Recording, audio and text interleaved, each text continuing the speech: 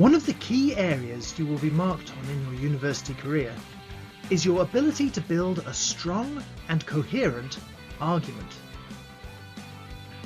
The word argument is sometimes used to describe a verbal fight between two people. But in an academic context, it has a different meaning. An argument is a reason or set of reasons given in support of an idea, action, or theory. Dictionary.com 2020. These can be composed of such factors as reasons, facts, analogies, such as a paragraph being like a sandwich or integrating sources being like making a sauce, causal relationships, such as the cue hit the white ball, which then struck the red ball at a particular angle, sending it into the pocket. Examples and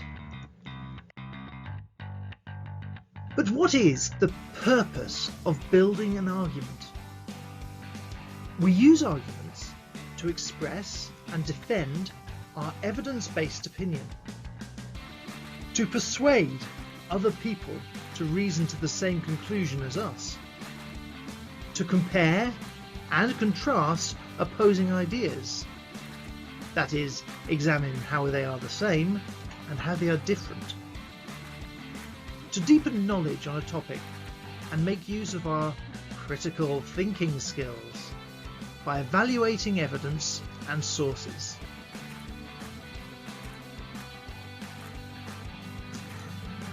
An academic essay may contain many arguments supporting the one central argument. In this respect, an argument can be like a brick. A brick exists in 3 dimensions: length, breadth, and height. Similarly, an argument has 3 dimensions: premise, inference, and conclusion.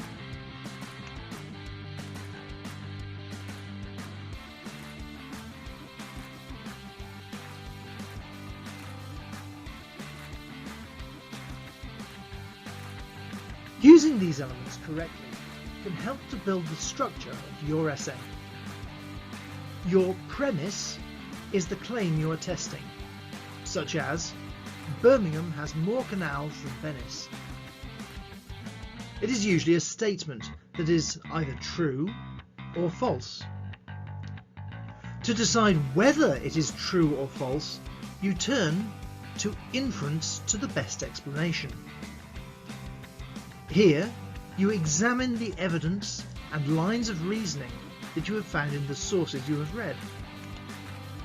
For example, you might read the website birmingham.gov.uk for an objective number of canals in the city, and then find an equally reliable source about Venice for comparable data.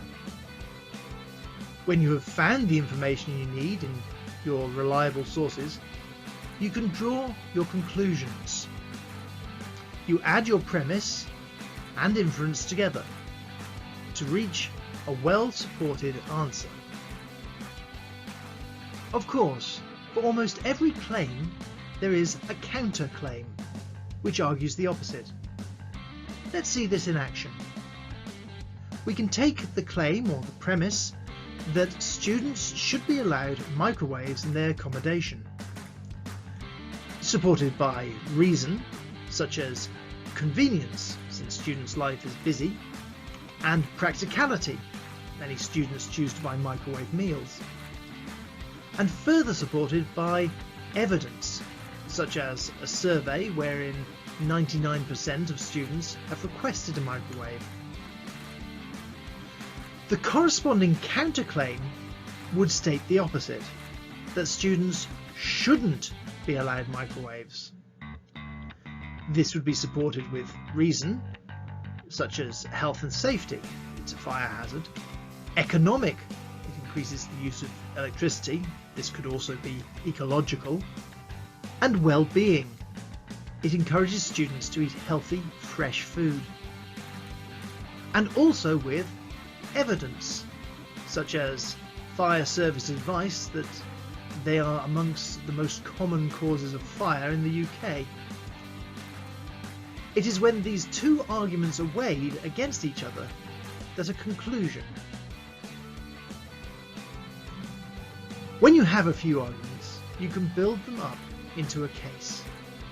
You start with premises to test, and then support them with reliable sources and strong lines of inference until they can hold up valid conclusions.